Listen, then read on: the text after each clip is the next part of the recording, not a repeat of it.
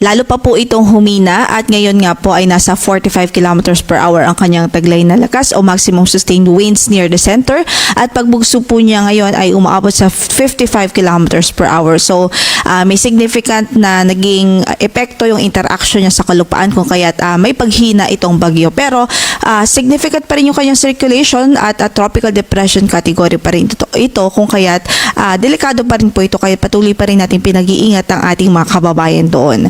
Samantala, ang kanyang movement ay westward o pakanluran pa rin at mabagal ang kanyang pagkilos.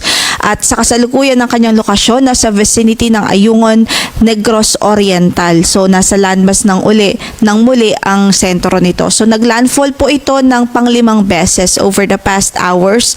Unang landfall nga nito kagabi at 11:50 p.m. sa Bayabas, Surigao del Sur. Pangalawang landfall sa Hagna, Bohol, 11 a.m. kaninang umaga. Sa Dawas, Bohol, ang pangatlong landfall po niya, 4 p.m. kaninang hapon. Sa Alcoy, Cebu naman, 7:50 p.m. ngayong gabi. At pang-5 landfall po niya sa Ayungin, Negros Oriental ngayong alas 9 ng gabi. So, inaasahan natin after traversing the landmass of Negros Island region, ay muli po itong mag-emerge sa coastal waters dito po sa